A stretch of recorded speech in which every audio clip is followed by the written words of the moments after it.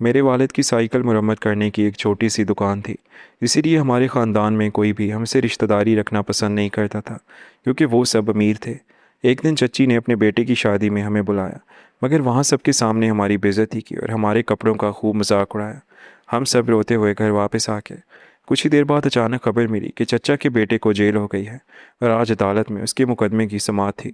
जब सबकी नज़र जज की कुर्सी पर बैठी शख्सियत पर पड़ी तो उनके होश उड़ गए। मेरा नाम आयशा है और मैं एक छोटे से शहर में अपने वालिदैन के साथ रहती थी। हमारा घर बहुत बड़ा नहीं था, लेकिन मेरे वालिद हमेशा कहते थे इज्जत दौलत से नहीं किरदार से मिलती है। मेरे अबू की साइकिल मरम्मत करने की एक छोटी सी दुकान थी जो हमारे घर के सामने वाली गली के कोने पर बनी हुई थी। सुबह सूरज निकलने से पहले वो अपनी दुकान का शटर उठा देते और रात को उस वक्त वापस आते जब बाज़ार की ज़्यादातर दुकानें बंद हो चुकी होती। उनके हाथ हमेशा ग्रीस से काले रहते, कपड़ों पर तेल के दाग होते और चेहरे पर थकन होती। लेकिन जब भी वो घर में दाखिल होते तो मेरे छोटे भाई हमज़ा को देखकर मुस्कुरा देते और मेरी माँ से कहते, आज भी अल्लाह ताला ने रिस्क दे दिया। मेरी वालदा सिलाई का काम करती थी। वो मोहल्ले की औरतों के कपड़े सीती थीं और कभी कभी रात गए तक मशीन चलाती रहती। मैं उन दोनों की बड़ी बेटी थी और बचपन से ही मुझे पढ़ने का बहुत शौक़ था। मेरे वालिद को ज़्यादा पढ़े लिखे नहीं थे, लेकिन उन्होंने हमेशा मेरी पढ़ाई को सबसे ज़्यादा अहमियत दी। जब मोहल्ले के लोग उन्हें कहते हैं कि लड़की को इतना पढ़ा कर क्या करना है, आखिरकार शादी ही तो करनी है, तो वो हंसकर जवाब देते, मेरी बेटी की शादी ज़रूर होगी, लेकिन इससे पहले वो अपने पाँव पर खड़ी होगी। मेरे वालिद की ये बातें मुझे बहुत हौसला देती। मैं पढ़ाई में अच्छी थी और हमेशा क्लास में नुमाया रहती थी। जब मैंने कानून की तालीम हासिल करने का फ़ैसला किया तो हमारे ख़ानदान के कई लोगों ने मजाक उड़ाया। मेरे ताया ने एक बार कहा था कि साइकिल ठीक करने वाले की बेटी वकील बनेगी क्या?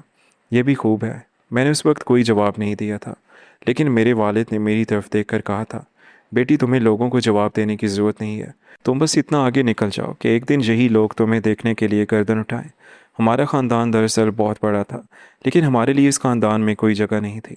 मेरे वालिद के 3 भाई थे, जिनमें से सबसे बड़े चचा शहर के मशहूर कारोबारी आदमी थे। उनके पास कपड़े की बड़ी दुकानें थीं। दूसरे ताया का तामीराती कारोबार था और हमारे तीसरे चचा, यानी जिनकी बीवी को हम चच्ची कहते थे, वो ज़मीनों और प्रॉपर्टी का कारोबार करते थे। इन सब के घर बड़े थे, गाड़ियाँ महंगी थीं और उनके बच्चों के कपड़े हमेशा ब्रांडेड होते थे। जबकि हम एक सादा से घर में रहते थे, जहाँ मेरी माँ कपड़े सीती थी और मेरे वाले साइकिलें ठीक करते थे। हमें कभी किसी ने खुलकर ये नहीं कहा था कि तुम गरीब हो, इसलिए हमारे करीब मत आओ, लेकिन उनके रवैये से ये बात हर वक्त महसूस होती थी। जब ख़ानदान में कोई तकरीब होती तो हमें सबसे आखिर में ख़बर दी जाती। अगर किसी के घर दावत होती तो हमें कभी नहीं बुलाया जाता, और अगर हम खुद किसी मौके पर पहुंच भी जाते तो लोग हमारे साथ ऐसे पेश आते जैसे हम किसी के घर गलती से दाखिल हो गए हों। मेरी वालदा इन बातों से बहुत दुखी होती थी, लेकिन वो कभी मेरे वालिद के सामने शिकायत नहीं करती थी। वो जानती थी कि मेरे वालिद पहले ही सारा दिन मेहनत करते हैं, इसलिए वो उनके दिल पर मज़ीद बोझ नहीं डालना चाहती थी। एक दिन मैंने अपनी वालदा को कपड़े तह करते हुए खामोशी से आंसू पोंछते देखा, तो मैंने पूछा, अम्मी क्या हुआ है? उन्होंने फ़ौरन मुस्कुरा कर कहा, कुछ नहीं बेटी, बस आँख में धागा चला गया है। मैं समझ गई थी कि वो झूठ बोल रही हैं, लेकिन मैंने भी कुछ नहीं कहा। वक्त गुजरता गया और मैंने कानून की तालीम मुकम्मल कर ली। मैंने मुकाबले का इम्तहान दिया और पहली कोशिश में कामयाब नहीं हो सकी। दूसरी बार भी नाकामी हुई। मेरे वालिद ने उस वक्त भी मुझे हौसला दिया और कहा, नाकामी से डरने वाले लोग कभी कामयाबी के काबिल नहीं होते। तीसरी बार मैं कामयाब हो गई और मेरी ज़िंदगी बदल गई। मुझे अदालती सर्विस में जगह मिल गई और कुछ ही अरसे की तरबियत के बाद मैंने इम्तहानात दिए। मुझे जज के ओहदे पर तैनात कर दिया गया। जब मेरी पहली तकर्री हुई तो मैंने सबसे पहले अपने वालिद के लिए नई दुकान बनवाई। मैंने उनकी पुरानी दुकान के साथ एक छोटी सी नई वर्कशॉप बनवाई, जिसमें साइकिलों के साथ मोटरसाइकिल्स की मरम्मत का काम भी होने लगा। मेरे वालिद ने बहुत मना किया, लेकिन मैंने कहा, अब आपको सारा दिन जो कर काम करने की ज़रूरत नहीं है, आप बस दुकान पर बैठकर लोगों को काम सिखाया करें। मेरे वालिद ने मेरी तरफ देखा और उनकी आंखों में आंसू आ गए। उन्होंने कहा, बेटी मुझे तुमसे कभी कुछ नहीं चाहिए था, बस ये चाहता था कि तुम इज़्ज़त से जियो। मैंने उनका हाथ पकड़कर कहा, अब आपकी इज़्ज़त मेरी जिम्मेदारी है। लेकिन मैंने अपनी कामयाबी की खबर ख़ानदान में किसी को नहीं दी। मेरे वालिद ने भी किसी को नहीं बताया था। हमने कभी किसी के सामने खुद को साबित करने की कोशिश नहीं की थी। मैं जानती थी कि जिन लोगों ने हमें हमारे कपड़ों और घर की वजह से हकीर समझा है, उनके सामने अपनी कामयाबी का ऐलान करना मेरे वालिद की तरबियत नहीं थी। मेरी वालदा की एक बड़ी बहन थी जिन्हें हम सब खाला कहते थे। वो हमारे घर से ज़्यादा दूर नहीं रहती थी और शुरू के दिनों में उनका हमारे घर आना जाना बहुत ज़्यादा था। खाला जब भी आती तो मेरी वालदा के साथ घंटों बैठकर बातें करती। कभी दोनों पुराने किस्से याद करके हंसती और कभी घर के कामों में एक दूसरे का हाथ बटाती। मैं भी खाला को बहुत पसंद करती थी क्योंकि वो मुझे देखते ही अपने पास बिठा लेती और मेरे लिए कभी कोई फल ले आती, कभी चूड़ियाँ और कभी अपने घर में बनाई हुई कोई चीज़ मेरे हाथ में रख देती। उनका एक बेटा था जिसका नाम सलमान था। वो मुझसे कुछ बड़ा था और बचपन से ही मुझे जानता था। जब मैं खाला के घर जाती तो सलमान कभी अपने काम में मसरूफ़ होता और कभी हमारे साथ बैठकर बातें करता। उस वक्त किसी ने हमारे दरमियान शादी की बात संजीदगी से नहीं की थी, लेकिन खाला अक्सर हंसते हुए ऐसी बातें कह देती थी जिन्हें सुनकर मैं शर्मा जाती। एक दिन मैं खाला के घर गई तो वो मुझे देखते ही बोली, आओ मेरी बहू आ गई। मैं इतनी हैरान हुई कि कुछ देर उन्हें देखती रही। फिर मैंने कहा, खाला मैं आपकी बहू कैसे बन गई? उन्होंने हंसते हुए कहा, क्यों नहीं बन सकती, तुम्हें क्या कमी है? मैंने फ़ौरन कहा, मुझे तो कुछ मालूम ही नहीं। खाला ने कहा, मुझे मालूम है और बस यही काफ़ी है। उस वक्त सलमान भी करीब ही बैठा था। वो खाला की बात सुनकर मुस्कुरा दिया और बोला, अम्मी आप फिर शुरू हो गए? खाला ने फ़ौरन कहा, तुम चुप करो, मैं अपनी पसंद की लड़की ढूंढ चुकी हूँ। सलमान ने मेरी तरफ देखा और मैं शर्मिंदगी से नज़रें झुकाकर बैठ गई। उस दिन के बाद खाला जब भी मुझे देखती तो कभी कहती, तुम्हें मैं अपनी बहू बनाकर ही दम लूँगी, और कभी मेरी वालदा से कहती, तुम अपनी बेटी को कहीं और मत देना, मैंने उसे अपने बेटे के लिए पसंद कर लिया है। मेरी वालदा हंसकर कहती है, अभी बच्ची है, पढ़ रही है। खाला जवाब देती है, पढ़ने दो जितना पढ़ना है, लेकिन शादी तो मेरे घर ही होगी। मैं उस वक्त इन बातों को सुनकर खामोश रहती, मगर मेरे दिल में कहीं ना कहीं एक खुशी ज़रूर पैदा होती थी, क्योंकि खाला मुझे हमेशा बहुत मोहब्बत देती थी और सलमान भी मेरे साथ अच्छे अंदाज से पेश आता था। मुझे लगता था कि अगर कभी मेरी शादी सलमान से हो गई तो मैं किसी अजनबी घर में नहीं जाऊंगी। मेरी खाला ही मेरी सास होंगी और वो मुझे हमेशा अपनी बेटी की तरह रखेंगी। मेरी वालदा कभी कभी मुझे देखकर मुस्कुरा देती और कहती, तुमने तो खाला के घर को अपना घर ही समझ लिया है। मैं शर्मा कर कहती, खाला खुद कहती हैं कि मैं उनके घर की बहू बनूंगी। मेरी वालदा मुझे समझाती कि बेटी बड़ों की बातों को दिल पर नहीं लेते, लेकिन मैं उनकी बात पूरी तरह नहीं समझती थी, क्योंकि खाला की बातें मेरे लिए सिर्फ मजाक नहीं रह गई थी। वक्त के साथ सलमान ने भी काम शुरू किया और खाला के शौहर ने एक नया कारोबार शुरू किया। शुरू में किसी को अंदाज़ा नहीं था कि वो काम इतनी तेज़ी से कामयाब हो जाएगा, लेकिन चंद ही सालों में उनके हालात बदलने लगे। पहले उनके घर में नई गाड़ी आई, फिर घर की मुरम्मत होने लगी, फिर उन्होंने एक बड़ा घर बना लिया। उनके घर में आने जाने वाले लोगों की तादाद बढ़ गई और खाला की मसरूफियात भी पहले से ज़्यादा हो गई। पहले वो तकरीबन हर दूसरे दिन हमारे घर आती थीं, अब कई कई हफ्ते गुजर जाते और उनका कोई पैगाम भी नहीं आता। मेरी वालदा कभी फ़ोन करती तो खाला बात तो करती, लेकिन पहले जैसी बेतकल्लुफ़ी नहीं रही थी। एक दिन मेरी वालदा ने उन्हें घर आने को कहा तो खाला ने कहा, अभी बहुत काम है, फिर कभी आऊँगी। मेरी वालदा ने फ़ोन बंद किया तो मैंने पूछा, खाला कब आएंगी? उन्होंने मुस्कुरा कर कहा, जब उन्हें वक्त मिलेगा। मैंने कहा, पहले तो वो खुद आ जाती थी। मेरी वालदा ने जवाब दिया, हालात बदल जाएं तो लोगों के वक्त भी बदल जाते हैं। मैं उस वक्त अपनी वालदा की बात समझ नहीं सकी थी। कुछ अर्से बाद मैं खाला के घर गई तो वहाँ पहले जैसा माहौल नहीं था। दरवाजे पर एक मुलाजिम ने मुझसे पूछा, आप किससे मिलना चाहती हैं? मैंने कहा, खाला से। वो अंदर किया और कुछ देर बाद वापस आकर बोला, बीबी साहिबा मसरूफ़ हैं। मैंने कहा, मैं उनकी भांजी हूँ। उसने कहा, आप बैठ जाएं। मैंने पहली बार किसी अजनबी से अपने ही रिश्ते के घर में ये बात सुनी कि मुझे इंतज़ार करना होगा। मैं काफ़ी देर बैठी रही। फिर खाला आई तो उनके चेहरे पर पहले जैसी खुशी नहीं थी। उन्होंने रस्मी अंदाज में पूछा, कैसी हो? मैंने कहा, अच्छी हूँ खाला। खाला ने कहा, पढ़ाई कैसी जा रही है? मैंने जवाब दिया, अच्छी जा रही है। फिर कुछ देर खामोशी रही। मुझे याद आया कि यही खाला कभी मुझे देखकर फ़ौरन अपने पास बिठा लिया करती थी और कहती थी, मेरी बहू आ गई। लेकिन उस दिन उन्होंने मुझे अपने करीब ही नहीं बुलाया। मैं वापस घर आ गई तो मेरी वालदा ने मेरे चेहरे को देखकर पूछा, क्या हुआ बेटी? मैंने कहा, कुछ नहीं, लेकिन मैं जानती थी कि कुछ बदल गया था। चंद दिन बाद खाला हमारे घर आई। मगर इस बार भी उनका अंदाज़ मुख्तलिफ था। वो मेरी वालदा के साथ बैठी लेकिन बार बार अपने फ़ोन को देखती रहीं। मेरी वालदा ने उनसे कहा, तुम तो अब बहुत मसरूफ़ हो गई हो। खाला ने हंसकर कहा, बस क्या करें, हालात ही ऐसे हो गए हैं। मेरी वालदा ने जवाब दिया, हालात तो अच्छे हुए हैं। खाला कुछ लम्हे खामोश रहीं, फिर बोली, हाँ अल्लाह ताला का करम है। मैं पास बैठी सब सुन रही थी। इसी दौरान खाला ने मेरी तरफ देखा और कहा, आयशा अब तो तुम भी बड़ी हो गई हो। मैंने शर्मा कर मुस्कुरा दिया। मेरी वालदा ने हंसते हुए कहा, आपने तो पहले ही इसे अपने बेटे के लिए पसंद कर रखा है। खाला ने फ़ौरन बात बदल दी और कहा, अरे वो तो बचपन की बात थी। मैंने उनकी तरफ देखा और पहली बार मुझे महसूस हुआ कि बाज़ बातें सिर्फ सुनने वाले के लिए आम होती हैं, कहने वाला इन्हें बहुत पहले भूल चुका होता है। खाला के जाने के बाद मेरी वालदा ने मुझे समझाया कि बेटी किसी के कहने से अपने दिल में उम्मीद नहीं बांधनी चाहिए। मैंने कहा, लेकिन खाला ने तो हमेशा कहती थी मेरी शादी सलमान से करेंगी। मेरी वालदा ने आहिस्ता से कहा, वो उस वक्त कहती थी जब हालात मुख्तलिफ थे। मैं खामोश हो गई। मुझे इस जवाब से बहुत दुख हुआ, लेकिन मेरे लिए तो खाला वही थी और सलमान भी वही था। لیکن شاید ان کے لیے ہمارا رشتہ بھی حالات کے ساتھ بدل گیا تھا۔ اس کے بعد خالہ کا ہمارے گھر آنا جانا تقریباً ختم ہو گیا، اور اگر کبھی کسی تقریب میں ملاقات ہوتی تو وہ مجھ سے بہت رسمی انداز میں بات کرتی۔ سلمان بھی اب پہلے جیسا نہیں رہا تھا، وہ مجھے دیکھ کر صرف سلام کرتا اور پھر اپنے امیر دوستوں کے ساتھ چلا جاتا۔ میں نے کبھی اسے پوچھنے کی ہمت نہیں کی کہ کیا اسے اپنی والدہ کی وہ باتیں یاد ہیں، کیونکہ شاید میں خود بھی اس جواب سے ڈرتی تھی جو مجھے مل سکتا تھا۔ میری والدہ نے کبھی خالہ کے بارے میں برا نہیں کہا، وہ صرف اتنا کہتی تھیں کہ ہر انسان کو اپنی زندگی کے فیصلے کرنے کا حق ہے۔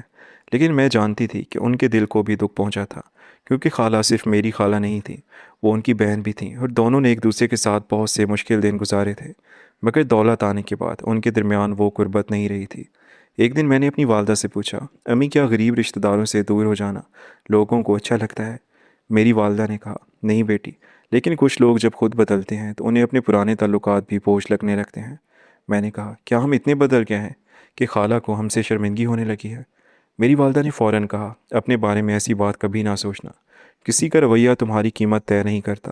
میں نے ان کی بات سن لی، لیکن اس واقعے نے میرے دل میں ایک بات ہمیشہ کے لیے بٹھا دی کہ کچھ لوگ آپ کو اس وقت تک اپنا سمجھتے ہیں جب تک آپ ان کے برابر کھڑے ہو، لیکن جیسے ہی ان کے حالات بدلتے ہیں وہ آپ کو اپنے ماضی کا حصہ سمجھ کر چھوڑ دیتے ہیں۔ میں نے خالہ اور سلمان کے بارے میں سوچنا چھوڑ دیا اور اپنی زندگی میں مصروف ہو گئی۔ مگر کبھی کبھی جب کسی گھر میں شادی کی بات چلتی یا کوئی اپنی بہو کے بارے میں بات کرتا تو مجھے خالہ کی وہ پرانی بات یاد آ جاتی کہ عائشہ، تمہیں میں اپنے بیٹے کی دلہن بناؤں گی۔ میں مسکرا کر خود سے کہتی، شاید وہ صرف ایک بات تھی، اور کچھ باتیں زندگی میں پوری ہونے کے لیے نہیں ہوتی بلکہ انسان کو یہ سکھانے کے لیے آتی ہیں کہ کسی کے الفاظ سے زیادہ اس کے عمل پر یقین کرنا چاہیے۔ اسی دوران ایک دن ہمارے گھر ایک دعوت نامہ آیا۔ میری والدہ نے لفافہ کھولا تو اندر ایک خوبصورت کارڈ تھا۔ چچی کے بیٹے فہد کی شادی تھی۔ فہد میری چچی کا اکلوتا بیٹا تھا اور ہمیشہ سے بہت نازوں سے پلا بڑا تھا۔ شہر کے ایک بڑے کاروبار کو سنبھالتا تھا، یا کم از کم سب کو یہی بتایا جاتا تھا۔ حقیقت میں وہ اپنے والد کے پیسے پر عیش کرتا تھا، اسے اپنی دولت پر بہت غرور تھا۔ میری والدہ نے دعوت نامہ میرے والد کی طرف بڑھاتے ہوئے کہا، دیکھیں انہوں نے ہمیں بلایا ہے۔ میرے والد نے کارڈ دیکھا اور کچھ دیر خاموش رہے، پھر بولے، جانا چاہیے، آخر خاندان ہے۔ میری والدہ نے ہلکی سی مسکراہٹ کے ساتھ کہا، لیکن اتنے سال بعد اچانک انہیں ہماری یاد کیسے آ گئی؟ میرے والد نے جواب دیا، شاید دل بدل گیا ہو، ہمیں بھی اپنا دل صاف رکھنا چاہیے۔ میں جانتی تھی کہ میرے والد کو بھی اس دعوت پر یقین نہیں تھا، لیکن وہ خاندان کی عزت کے لیے جانا چاہتے تھے۔ میری والدہ نے کئی دن پہلے ہی اپنی پرانی سلائی ہوئی ساڑی نکال لی۔ میرے والد نے اپنی سب سے اچھی شلوار قمیض استری کی، اور حمزہ نے بھی اپنی واحد اچھی پینٹ شرٹ پہن لی۔ میں نے بھی سادہ سا لباس پہنا، کیونکہ میں اب بھی وہی عائشہ تھی جو اپنے والدین کے ساتھ سادہ زندگی گزارتی تھی۔ شادی والے دن ہم سب ایک رکشے میں بیٹھ کر شادی ہال پہنچے۔ ہال کے باہر مہنگی گاڑیوں کی لمبی قطار لگی ہوئی تھی۔ اندر داخل ہوتے ہی ہمیں محسوس ہوا کہ ہم شاید واقعی اس جگہ کے نہیں تھے۔ لوگ قیمتی لباسوں میں ملبوس تھے، ادھر ادھر گھوم رہے تھے۔ خواتین کے زیورات روشنی میں چمک رہے تھے، اور مرد ایک دوسرے سے کاروبار اور دولت کی باتیں کر رہے تھے۔ ہم ابھی چند قدم ہی آگے بڑھے تھے کہ میری چچی کی نظر ہم پر پڑ گئی۔ وہ کچھ لمحوں کے لیے ہمیں دیکھتی رہی، پھر اس کے چہرے پر ایسی مسکراہٹ آئی جس میں خوشی نہیں بلکہ حیرت اور طنز تھا۔ وہ ہمارے قریب آئی اور بولی، ارے آپ لوگ آ گئے، میں نے تو سوچا تھا شاید مصروف ہوں گے۔ میرے والد نے مسکرا کر کہا، بھابھی آپ نے بلایا تھا تو آنا ہی تھا۔ چچی نے میری والدہ کو اوپر سے نیچے تک دیکھا اور کہا، ہاں بس خاندان ہے، اس لیے سب کو بلانا پڑتا ہے۔ پھر آپ نے میری طرف دیکھا اور بولی، تم تو کافی بدل گئی ہو، عائشہ پہلے سے زیادہ سنجیدہ لگ رہی ہو۔ میں نے صرف مسکرا کر سلام کیا۔ اسی وقت چچی کی ایک سہیلی وہاں آ گئی۔ اس نے پوچھا، یہ کون ہے؟ چچی نے میری طرف دیکھ کر کہا، یہ میرے دیور کی بیوی ہے اور یہ ان کی بیٹی ہے۔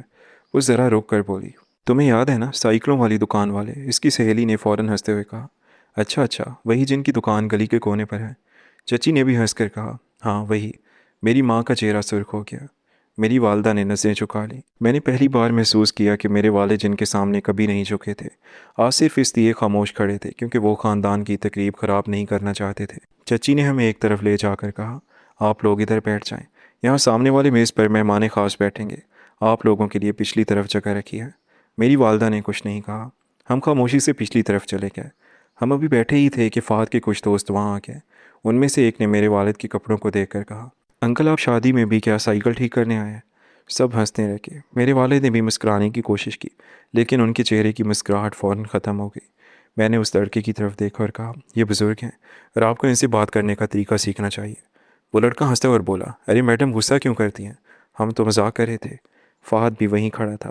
اس نے میری طرف دیکھا اور کہا، عائشہ تم ابھی بھی ویسی ہی ہو، ہر بات کو سنجیدہ لینے والی۔ میں نے کہا کسی کی محنت کا مذاق اڑانا مذاق نہیں ہوتا۔ فہد نے کندھے اچکائے اور بولا تمہیں تو ویسے بھی بچپن سے بہت غرور تھا، تم سمجھتی تھی کہ بہت بڑی افیسر بن جاؤ گی، لیکن دیکھو آج بھی تم وہیں ہمارے سامنے کھڑی ہو۔ میں نے حیرت سے اسے دیکھا۔ مجھے اس کی بات عجیب لگی کیونکہ میں نے اسے اپنی ملازمت کے بارے میں کبھی کچھ نہیں بتایا تھا۔ میں نے پوچھا تمہیں کیسے معلوم ہوا کہ میں افیسر ہوں؟ وہ ایک لمحے کے لیے خاموش ہوا، پھر بولا ارے خاندان میں خبر چھپتی نہیں ہے۔ چچی نے فوراً بات بدلنے کی کوشش کی، لیکن تب تک فہد کے دوستوں کی نظریں مجھ پر جم چکی تھیں۔ میری والدہ نے میرا ہاتھ پکڑا اور آہستہ سے کہا بیٹی رہنے دو، آج خوشی کا دن ہے۔ میں خاموش ہو گئی، لیکن بے عزتی ابھی ختم نہیں ہوئی تھی۔ کھانے کے وقت چچی نے جان بوجھ کر ہماری میز پر ایسا کھانا بھجوایا جو باقی مہمانوں کے کھانے سے بالکل مختلف تھا۔ ایک رشتہ دار نے ہنستے ہوئے کہا شاید انہیں سادہ کھانے کی عادت ہے، مہنگا کھانا ہضم نہیں ہوگا۔ میرے والد نے پلیٹ کی طرف دیکھا اور پھر نظریں جھکا لی۔ میری والدہ کی آنکھوں میں آنسو آ گئے۔ حمزہ نے غصے میں پلیٹ چھوڑ دی اور کہا ہم یہاں کیوں آئے ہیں؟ میرے والد نے اس کا ہاتھ پکڑ کر کہا بیٹا چلو ہم سب خاموشی سے اٹھے اور شادی ہال سے باہر آ گئے۔ پیچھے سے کچھ لوگوں کی ہنسی کی آوازیں آ رہی تھیں۔ میں نے مڑ کر دیکھا تو چچی اپنی سہیلیوں کے ساتھ کھڑی تھیں اور ہمیں دیکھ کر کچھ کہہ رہی تھیں۔ رکشے میں واپسی کے دوران میری والدہ مسلسل رو رہی تھیں۔ حمزہ غصے سے کہہ رہا تھا کہ آئندہ کبھی ان لوگوں کے گھر نہیں جائیں گے۔ میرے والد خاموش بیٹھے تھے۔ میں نے ان کا ہاتھ پکڑا تو وہ چونک گئے۔ میں نے کہا ابو آپ ٹھیک ہیں؟ انہوں نے میری طرف دیکھا اور زبردستی مسکرا کر بولے ہاں بیٹی میں ٹھیک ہوں۔ میں جانتی تھی کہ وہ ٹھیک نہیں تھے۔ گھر پہنچ کر میرے والد سیدھے اپنی دکان میں چلے گئے۔ میری والدہ نے مجھے دیکھا اور کہا بیٹی اپنے ابو کو اکیلا مت چھوڑنا۔ میں ان کے پیچھے دکان پر گئی۔ وہ ایک پرانی سائیکل کے پہیے کو دیکھ رہے تھے، لیکن ان کی آنکھیں کہیں اور ہی تھیں۔ میں نے کہا ابو آپ نے کبھی ہمیں کسی سے کم نہیں سمجھا، پھر آپ ان لوگوں کی باتوں سے آپ کیوں ٹوٹ گئے؟ انہوں نے آہستہ سے کہا بیٹی انسان دوسروں کی باتوں سے نہیں ٹوٹتا، وہ اس وقت ٹوٹتا ہے جب اسے احساس ہو کہ جنہیں وہ اپنا سمجھتا تھا وہ اسے اپنا سمجھتے ہی نہیں تھے۔ میں نے ان کا ہاتھ پکڑا اور کہا ابو آپ نے مجھے سکھایا تھا کہ عزت دولت سے نہیں کردار سے ملتی ہے۔ انہوں نے میری طرف دیکھا اور کہا ہاں بیٹی، لیکن کبھی کبھی انسان کو اپنے ہی سکھائے ہوئے اصولوں پر عمل کرنا بہت مشکل لگتا ہے۔ میں نے اسی رات فیصلہ کیا کہ میں اپنے خاندان سے بدلہ نہیں لوں گی، کیونکہ میرے والد نے مجھے بدلہ لینا نہیں سکھایا تھا، لیکن میں یہ ضرور چاہتی تھی کہ ایک دن انہیں اپنی غلطی کا احساس ہو۔ مجھے نہیں معلوم تھا کہ وہ دن اتنی جلدی آنے والا ہے۔ شادی کے صرف 12 دن بعد رات کے تقریباً 11 بجے میرے فون پر ایک کال آئی۔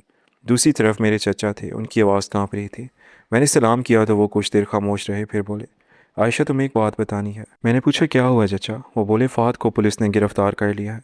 میں چند لمحے خاموش رہی، پھر پوچھا لیکن کس الزام میں چچا؟ چچا کی آواز پھر آ گئی۔ انہوں نے کہا اس پر ایک بڑے مالی فراڈ اور جیلی دستاویزات کے ذریعے لوگوں سے کروڑوں روپے ہڑپ کرنے کا الزام ہے۔ پولیس نے اس کے دفتر سے کئی فائلیں برآمد کی ہیں اور کچھ لوگوں نے اس کے خلاف مقدمہ درج کرایا ہے۔ میں نے حیرت سے پوچھا لیکن فہد کا تو کاروبار سنبھالتا تھا۔ چچا نے تلخی سے کہا ہمیں بھی یہی لگتا تھا۔ پھر انہوں نے کہا کل عدالت میں اس کے مقدمے کی پہلی اہم سماعت ہے۔ میں نے کہا تو آپ مجھ سے کیوں کہہ رہے ہیں؟ چچا نے کچھ دیر خاموش رہنے کے بعد کہا کیونکہ ہمیں معلوم ہوا ہے کہ یہ مقدمہ تمہاری عدالت میں ہے۔ میرے ہاتھ سے فون تقریباً چھوٹ گیا۔ چچا نے جلدی سے کہا عائشہ میں تم سے کوئی رعایت نہیں مانگ رہا، لیکن وہ میرا بیٹا ہے، اگر تم قانون کے مطابق اس کی مدد کر سکتی ہو تو۔ میں نے ان کی بات کاٹ کر کہا چچا قانون سب کے لیے ایک ہے۔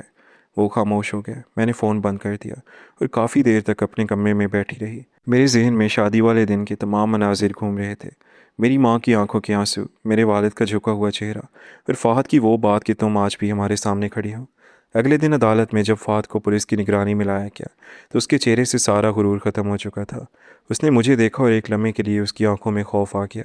عدالت میں میرے چچا چچی اور خاندان کے کئی لوگ موجود تھے۔ وہ سب ایک دوسرے سے سرگوشیاں کر رہے تھے۔ شاید انہیں امید تھی کہ چونکہ میں ان کے رشتہ دار ہوں اس لیے فہد کو کوئی فائدہ مل جائے گا، لیکن جب میں جج کی کرسی پر بیٹھی تو میں نے صرف فائل کھولی اور کارروائی شروع کی۔ فہد کے وکیل نے ضمانت کی درخواست پیش کی۔ میں نے دونوں طرف کے دلائل سنے، پھر تمام دستاویزات کا جائزہ لیا اور قانون کے مطابق فیصلہ محفوظ کر لیا۔ عدالت سے باہر نکلتے ہوئے میری نظر اپنے چچا چچی پر پڑی۔ چچی کی آنکھوں میں خوف تھا اور چچا کے چہرے پر بے بسی۔ مجھے ان پر ترس آیا، لیکن مجھے شادی والے دن کی اپنی ماں کی آنکھیں بھی یاد تھیں۔ اگلی سماعت کے دن عدالت میں غیر معمولی رش تھا۔ فہد کے خلاف نئے ثبوت سامنے آئے تھے اور اس مقدمے کی کارروائی اہم مرحلے میں داخل ہو چکی تھی۔ میرے خاندان کے تقریباً سبھی لوگ عدالت میں موجود تھے۔ جب میں عدالت میں داخل ہوئی تو سب اپنی اپنی جگہ کھڑے ہو گئے۔ میں جج کی کرسی پر بیٹھی اور فائل کھولی۔ اسی لمحے میری چچی نے پہلی بار غور سے میری طرف دیکھا، پھر اس کا چہرہ سفید پڑ گیا۔ اس نے چچا کے کان میں کچھ کہا۔ چچا نے بھی میری طرف دیکھا اور چند لمحوں بعد ان کی آنکھیں پھیل گئی۔ فہد نے سر اٹھا کر مجھے دیکھا اور اس کے چہرے سے خون اتر گیا۔ اسے شاید اب یقین ہو گیا تھا کہ جس لڑکی کے خاندان کا اس نے اپنی شادی میں مذاق اڑایا تھا وہی آج اس کی قسمت کا فیصلہ کرنے والی کرسی پر بیٹھی تھی۔ لیکن انہیں ابھی یہ معلوم نہیں تھا کہ میں ان کے خلاف نہیں بلکہ قانون کے حق میں فیصلہ کرنے والی تھی۔ اس فیصلے کے بعد صرف فہد ہی نہیں بلکہ پورے خاندان کی زندگی ہمیشہ کے لیے بدلنے والی تھی۔ عدالت میں مکمل خاموشی تھی۔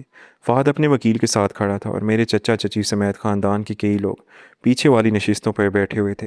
میں نے فائل اپنے سامنے رکھی اور کارروائی شروع کرنے سے پہلے دونوں فریقین کی طرف دیکھا۔ فہد کا وکیل بولا، جناب عدالت، میرے موکل کے خلاف جو الزامات لگائے گئے ہیں وہ ابھی ثابت نہیں ہوئے، اسی لیے اسے ضمانت دی جائے۔ میں نے سر اٹھا کر وکیل کی طرف دیکھا اور کہا، عدالت کسی شخص کو صرف رشتہ داری یا دولت کی بنیاد پر نہیں بلکہ قانون اور دستیاب شواہد کی بنیاد پر فیصلہ دے گی۔ وکیل نے سر جھکا لیا اور پراسیکیوٹر نے اپنی فائل کھول دی۔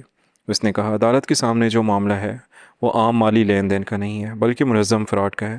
ملزم نے کئی راتوں سے کاروبار میں سرمایہ کاری کے نام پر رقم لی اور جعلی کاغذات کے ذریعے انہیں یقین دلایا کہ ان کی رقم محفوظ ہے، مگر حقیقت میں وہ رقم مختلف اکاؤنٹس میں منتقل کی گئی اور بعد میں ان اکاؤنٹ سے نکالی گئی۔ عدالت میں موجود ایک شخص نے گواہی دی کہ اس نے فہد کو اپنی زندگی بھر کی جمع پونجی دی تھی، کیونکہ فہد نے اسے یقین دلایا تھا کہ وہ زمین خرید کر اس کے نام کرے گا، مگر بعد میں معلوم ہوا کہ زمین کے کاغذات جعلی تھے۔ میں خاموشی سے سب کو سنتی رہی، لیکن میرے ذہن میں ایک سوال بار بار اٹھ رہا تھا، فہد اتنا بڑا فراڈ اکیلا کیسے کر سکتا تھا؟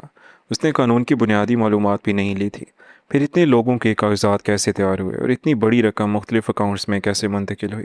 پراسیکیوٹر نے مزید دستاویزات عدالت میں پیش کی، جن میں کئی جعلی دستخط اور مہر شدہ کاغذات شامل تھے۔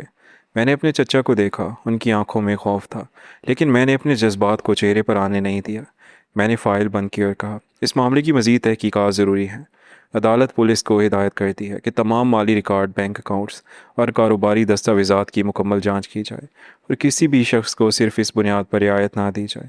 عدالت کے بعد چچی میرے سامنے آ گئی، اس کی آنکھوں میں آنسو تھے۔ اس نے کہا، عائشہ مجھے معاف کر دو۔ میں نے اسے دیکھا اور کہا، معافی مانگنا آسان ہے لیکن انسان کو اپنی غلطی کا سامنا کرنا بہت مشکل لگتا ہے۔ آپ نے میری ماں کے کپڑوں کا مذاق اڑایا تھا، آپ نے میرے والد کی محنت کو سب کے سامنے کمتر ثابت کیا تھا، اور آج آپ خود اسی خاندان کے سامنے کھڑی ہیں جس کے سامنے آپ ہمیں ذلیل کر رہی تھی۔ چچی نے روتے ہوئے کہا، مجھے نہیں معلوم تھا تم اتنی بڑی افیسر بن چکی ہو۔ میں نے کہا، یہی تو مسئلہ ہے، آپ کو میری عزت تب نظر آئی جب آپ کو میرا عہدہ معلوم ہوا۔ اگر میں آج بھی وہی عائشہ ہوتی جسے آپ غریب سمجھتی تھیں تو کیا آپ مجھے معاف کر دیتی؟ چچی کے پاس کوئی جواب نہیں تھا۔ میں عدالت سے گھر واپس آئی تو میرے والد دکان پر بیٹھے ایک سائیکل کا پنچر لگا رہے تھے۔ میں نے انہیں دیکھا تو میرے دل میں عجیب سا سکون آیا۔ میں نے کہا، ابو آج عدالت میں آپ کے خاندان کے کئی لوگ آئے تھے۔ انہوں نے میری طرف دیکھا اور مسکرا کر کہا، مجھے معلوم ہے بیٹی۔ میں نے حیرت سے پوچھا، آپ کو کیسے معلوم؟ انہوں نے کہا، تمہاری ماں نے فون پر سب بتا دیا ہے۔ میں ان کے پاس بیٹھ کے اور کہا، ابو آپ نے کبھی سوچا تھا کہ ایک دن میں اسی خاندان کے کسی شخص کے مقدمے کی سماعت کروں گی؟ وہ ہنس پڑے اور بولے، نہیں بیٹی، میں نے تو صرف یہ سوچا تھا کہ تم ایک اچھی انسان بنو۔ میں نے کہا، آپ کو فخر نہیں ہوا؟ انہوں نے فوراً جواب دیا، فخر تو ہوا ہے لیکن مجھے تم پر اس بات کا فخر نہیں کہ تم جج بن گئی ہو۔ مجھے اس بات کا فخر ہے کہ اتنی طاقت ملنے کے بعد بھی تم نے قانون کو رشتوں سے اوپر رکھا۔ ان کی یہ بات سن کر میری آنکھوں میں آنسو آ گیا۔ اسی رات پولیس نے میرے چچا کے کاروباری دفتر پر چھاپا مارا اور کئی اہم فائلیں قبضے میں لے لی۔ اگلے دن پراسیکیوٹر نے عدالت میں بتایا کہ تحقیقات کے دوران ایسے شواہد سامنے آئے ہیں جن سے معلوم ہوتا ہے کہ فہد نے لوگوں سے جو رقم حاصل کی وہ صرف اپنے ذاتی اکاؤنٹس میں نہیں بھیجی بلکہ کئی کمپنیوں کے ذریعے منتقل کی گئی، اور ان تمام کمپنیوں میں سے ایک کمپنی میرے چچا کے نام پر تھی۔ میرے چچا کے وکیل نے کہا، یہ کمپنی میرے موکل کے نام پر ضرور ہے لیکن اس کا انتظام فہد کرتا تھا۔ میں نے پوچھا، کیا آپ کے موکل کو معلوم تھا کہ کمپنی کے اکاؤنٹ سے رقم منتقل ہو رہی ہے؟ وکیل نے کہا، میرے موکل ایک بڑے کاروبار کے مالک ہیں، وہ ہر لین دین خود نہیں دیکھ سکتے۔ میں نے کہا، یہی بات تفتیش کا حصہ ہے۔ فہد کو دوبارہ عدالت میں پیش کیا گیا۔ اس بار وہ پہلے سے زیادہ پریشان تھا۔ میں نے دیکھا کہ وہ بار بار اپنے والد کی طرف دیکھ رہا تھا لیکن میرے چچا اس سے نظریں چرا رہے تھے۔ عدالت میں ایک اہم گواہ پیش ہوا۔ وہ ایک بزرگ آدمی تھا جس نے فہد کو اپنی زمین کے کاغذات دکھا کر رقم دی تھی۔ اس بزرگ نے روتے ہوئے کہا، جناب میں نے اپنی بیوی کے علاج کے لیے پیسے جمع کیے تھے۔ فہد نے کہا تھا کہ وہ مجھے زمین کا حصہ فروخت کرے گا اور رقم 2 ماہ میں واپس کر دے گا، لیکن جب میں نے زمین کے بارے میں معلوم کیا تو پتہ چلا کہ وہ زمین کسی اور کے نام تھی۔ فہد کے وکیل نے اس گواہ سے سوالات کیے، لیکن گواہ نے صاف کہا، میں نے رقم فہد کو دی تھی، اس نے مجھے ایک کاغذ دیا تھا جس پر کمپنی کی مہر لگی ہوئی تھی۔ میں نے وہ کاغذ دیکھا اور فوراً پہچان لیا کہ اس پر میرے چچا کی کمپنی کی مہر تھی۔ میں نے عدالت میں موجود اپنے چچا کی طرف دیکھا، ان کا سر جھکا ہوا تھا۔ اس کے بعد پولیس نے ایک اور گواہ پیش کیا۔ وہ اکاؤنٹنٹ تھا جس کا نام پہلے عدالت میں آ چکا تھا۔ اسے سخت سیکیورٹی میں لایا گیا۔ اس نے بیان دیا کہ فہد کئی مہینوں سے لوگوں سے رقم لے رہا تھا اور وہ رقم کمپنی کے ذریعے مختلف جگہوں پر منتقل کی جاتی تھی۔ میں نے پوچھا کہ آپ کے چچا کو اس بارے میں معلوم تھا؟ اکاؤنٹنٹ نے کچھ دیر خاموش رہ کر کہا، جی انہیں معلوم تھا۔ عدالت میں شور مچ گیا۔ فہد فوراً کھڑا ہو گیا اور بولا، جھوٹ ہے۔ میں نے سخت لہجے میں کہا، عدالت میں خاموشی کریں۔ اکاؤنٹنٹ نے کہا، فہد اکیلا نہیں تھا، اس کے والد بھی اس پورے معاملے سے واقف تھے۔ میرے چچا نے اچانک کھڑے ہو کر کہا، یہ جھوٹ ہے۔ میں نے ان کی طرف دیکھا اور کہا، بیٹھ جائیں، عدالت میں کسی کو بھی اپنی صفائی کا موقع دیا جائے گا، لیکن کارروائی میں خلل برداشت نہیں کیا جائے گا۔ وہ بیٹھ گئے۔ فہد کا وکیل مسلسل اعتراض کرتا رہا، لیکن شواہد ایک کے بعد ایک سامنے آتے گئے۔ اسی دوران میری والدہ نے مجھے فون کیا اور کہا، بیٹی تمہارے چچا گھر آئے تھے۔ میں نے پوچھا کیوں؟ انہوں نے کہا کہ وہ تمہارے ابو سے ملنے آئے تھے۔ میرے دل میں عجیب سا احساس پیدا ہوا۔ میں نے فوراً والد کو فون کیا تو انہوں نے کہا، ہاں وہ آئے تھے۔ میں نے پوچھا انہوں نے کیا کہا؟ ابو نے کچھ دیر خاموش رہ کر جواب دیا، وہ معافی مانگنے آئے تھے۔ میں نے پوچھا، کیا آپ نے معاف کر دیا؟ انہوں نے کہا، بیٹی معاف کرنا اور کسی جرم کو چھپا دینا دو الگ الگ باتیں ہیں۔ میں نے انہیں کہا کہ میں دل سے ان کے لیے برا نہیں چاہتا، لیکن قانون اپنا کام کرے گا۔ میں خاموش ہو گئی۔ ابو نے مزید کہا، تم اپنے چچا کے خلاف فیصلہ نہیں کرو گی، تم صرف اس مقدمے کے شواہد دیکھو گی۔ اگر وہ بے قصور ہوئے تو بری ہو جائیں گے، اور اگر قصوروار ہوئے تو انہیں سزا ملے گی۔ میں نے کہا، ابو میں بھی یہی کروں گی۔ انہوں نے کہا، یہی تمہاری اصل کامیابی ہوگی۔ اگلی سماعت سے ایک رات پہلے میرے چچا میرے گھر کے باہر آ گئے۔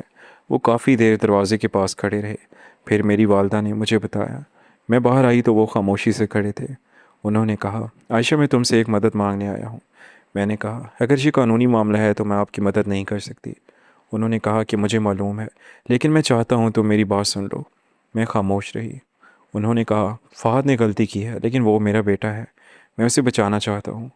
میں نے کہا کہ چچا، اگر آپ نے واقعی جرم کیا ہے تو آپ کو بھی قانون کا سامنا کرنا ہوگا۔ انہوں نے آنکھیں بند کر لیں اور کہا، میں نے کسی کو دھوکہ دینے کا ارادہ نہیں کیا تھا۔ میں نے پوچھا، پھر کیا کیا تھا؟ وہ بولے، فہد نے کہا تھا کہ وہ ایک بڑا کاروبار شروع کرے۔ میں نے اس پر اعتماد کیا۔ میں نے کمپنی کے کاغذات اسے استعمال کرنے دیے۔ میں نے کبھی یہ نہیں پوچھا کہ وہ پیسہ کہاں سے لا رہے ہیں۔ میں نے کہا، اور جب آپ کو معلوم ہوا؟ وہ خاموش ہو گیا۔ میں نے کہا، چچا جب آپ کو معلوم ہوا تو آپ نے پولیس کو کیوں نہیں بتایا؟ ان کی آنکھوں میں آنسو آ گیا اور انہوں نے کہا، میں ڈر گیا تھا۔ پھر میں نے کہا، آپ دولت مند تھے، آپ کے پاس طاقت تھی، آپ کے پاس تعلقات تھے، لیکن آپ نے سچ بولنے کی ہمت نہیں کی۔ وہ بولے، میں جانتا ہوں میں نے غلطی کی ہے۔ میں نے کہا کہ آپ نے صرف اپنی غلطی نہیں کی، آپ نے ان لوگوں کے ساتھ بھی ظلم کیا جنہوں نے آپ کے بیٹے پر اعتماد کیا تھا۔ وہ کچھ دیر خاموش رہے، پھر بولے، کیا تم مجھے معاف کر سکتی ہو؟ میں نے کہا، میں ذاتی طور پر آپ سے نفرت نہیں کرتی، لیکن عدالت میں آپ میرے چچا نہیں ہیں، آپ ایک فریق ہیں اور میں جج ہوں۔ وہ سر جھکا کر چلے گئے۔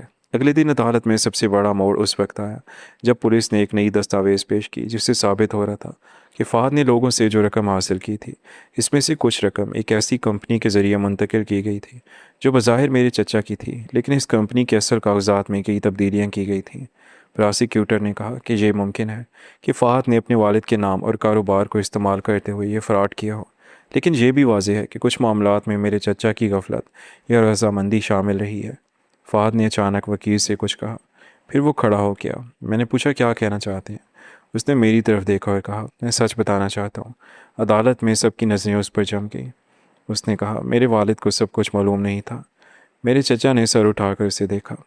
فہد نے کہا، میں نے ان کے دستخط استعمال کیے تھے، میں نے کچھ کاغذات جعلی بنائے تھے اور اکاؤنٹنٹ کو دھمکایا تھا۔ میرے چچا نے آنکھیں بند کر لی۔ فہد نے مزید کہا، لیکن میں اکیلا نہیں تھا۔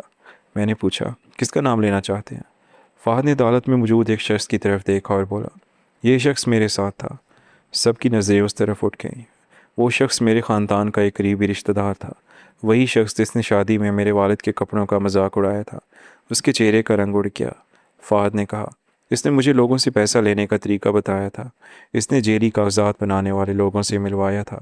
جب مجھے ڈر لگتا تھا تو وہ کہتا تھا کہ ہمارے خاندان کے پاس اتنی طاقت ہے کہ کوئی ہمارا کچھ نہیں بگاڑ سکتا۔ عدالت میں ایک دم ہلچل مچ گئی۔ میں نے اس شخص کی طرف دیکھا اور کہا، آپ کو جواب دینے کا موقع دیا جائے گا۔ وہ فوراً بولا، یہ جھوٹ ہے۔ فہد نے کہا، اگر یہ جھوٹ ہے تو اس کے فون میں موجود پیغامات بھی جھوٹ ہیں۔ پولیس نے فوراً بتایا کہ اس شخص کے فون سے کئی پیغامات برآمد ہوئے ہیں۔ اب معاملہ صرف فہد تک محدود نہیں رہا تھا۔ میرے سامنے بیٹھے وہ لوگ جنہوں نے کبھی میرے والد کی سائیکل کی دکان کا مذاق اڑایا تھا، اب ایک دوسرے کو خوف سے دیکھ رہے تھے۔ میں نے فائل بند کی اور کہا، عدالت مزید تفتیش کا حکم دیتی ہے۔ کارروائی ختم ہونے کے بعد میں نے اپنے والد کو فون کیا۔ میں نے کہا، ابو آج مقدمے میں بہت بڑا انکشاف ہوا ہے۔ انہوں نے پوچھا، کیا ہوا بیٹا؟ میں نے کہا، فہد اکیلا نہیں تھا۔ ابو نے کچھ دیر خاموش رہ کر کہا، بیٹی یاد رکھنا، کبھی کبھی انسان کی اصل غربت پیسے کی کمی نہیں ہوتی بلکہ سچائی کی کمی ہوتی ہے۔ میں نے کہا، ابو آپ ہمیشہ ایسی بات کہہ لیتے ہیں۔ وہ ہنسے اور بولے، میں سائیکلیں ٹھیک کرتا ہوں بیٹی، لوگوں کے دل نہیں لیکن زندگی نے بہت کچھ سکھا دیا ہے۔ فہد، آپ عدالت میں صرف متعلقہ حقائق بیان کریں۔ فہد نے کہا، جناب میں جانتا ہوں کہ میں نے جرم کیا ہے، لیکن میں یہ بھی جانتا ہوں کہ میرے والد نے برسوں تک لوگوں کو دولت کی وجہ سے کمتر سمجھا ہے، اور میں بھی انہی سے یہ سب سیکھتا رہا ہوں۔ اس کے بعد فہد نے بتایا کہ اس نے اپنے والد کے کاروبار کے پرانے ریکارڈ دیکھے تھے۔ وہاں میرے والد کی رقم کا بھی ذکر تھا، لیکن واپسی کا کوئی ثبوت نہیں تھا۔ فہد نے اپنے والد سے پوچھا تو انہوں نے کہا کہ اس معاملے کو ختم سمجھو۔ فہد نے کہا، اسی وقت مجھے خیال آیا کہ اگر میں لوگوں سے پیسے لے کر انہیں جیلی کاغذات دوں گا تو شاید کوئی میرا کچھ نہیں بگاڑ سکے گا، کیونکہ میرے والد کے تعلقات بہت مضبوط تھے۔ یہ سن کر میرے چچا نے سر جھکا لیا۔ آخر کار فیصلہ سنانے کا دن آ گیا۔ عدالت لوگوں سے بھری ہوئی تھی۔ فہد کو لایا گیا تو وہ بہت بدل چکا تھا۔ اس کے چہرے سے غرور ختم ہو چکا تھا۔ میرے چچا بھی خاموش بیٹھے تھے اور چچی بار بار آنسو پوچھ رہی تھی۔ میں نے فیصلہ پڑھنا شروع کیا اور کہا، عدالت کے سامنے پیش کیے گئے شواہد سے ثابت ہوتا ہے کہ ملزم فہد نے متعدد افراد سے دھوکے اور جیلی دستاویزات کے ذریعے رقم حاصل کی۔ اس جرم میں اس کے ساتھ ایک اور شخص بھی شریک تھا، جبکہ ملزم کے والد نے اپنے کاروباری ادارے کے ذریعے ہونے والی غیر قانونی سرگرمیوں کو روکنے کی بجائے کئی معاملات میں غفلت اور حقائق چھپانے کا مظاہرہ کیا۔ فہد نے سر جھکا لیا۔ میں نے کہا، عدالت یہ بھی واضح کرتی ہے کہ کسی شخص کی دولت، خاندان یا سماجی حیثیت اسے قانون سے بالا تر نہیں بنا سکتی۔ میں نے فہد کو قانون کے مطابق سزا سنائی اور متاثرین کی رقم واپسی کے لیے اس کے ساسوں کی قانونی کارروائی کا حکم دیا۔ اس کے ساتھ شریک دوسرے شخص کے خلاف بھی سزا سنائی گئی، جبکہ میرے چچا کے معاملے میں عدالت نے شواہد کی بنیاد پر انہیں ان جرم کا مرکزی مجرم قرار نہیں دیا، لیکن ان کے خلاف مالی بے ضابطگی اور حقائق چھپانے کی الگ قانونی کارروائی کا حکم دیا گیا۔ فیصلہ سنانے کے بعد عدالت میں خاموشی چھا گئی۔ میرے چچا نے میری طرف دیکھا، ان کی آنکھوں میں شرمندگی تھی، لیکن میں نے کوئی خاص رد عمل ظاہر نہیں کیا، کیونکہ میرے لیے وہ اس وقت صرف ایک فریق تھے۔ کارروائی ختم ہونے کے بعد جب میں عدالت سے باہر نکلی تو میرے والد باہر کھڑے تھے۔ وہ ہمیشہ کی طرح سادہ کپڑوں میں تھے۔ ان کے ہاتھوں پر گریز کے داغ تھے اور چہرے پر وہی نرم مسکراہٹ تھی۔ میں ان کے پاس گئی اور کہا، ابو آپ یہاں کیوں آئے ہیں؟ انہوں نے کہا، آج تمہارا فیصلہ تھا، میں اپنی بیٹی کو اکیلے کیسے جانے دیتا۔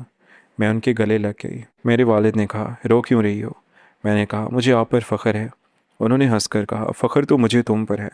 اسی وقت میرے چچا ہمارے قریب آئے۔ وہ بہت بدل چکے تھے۔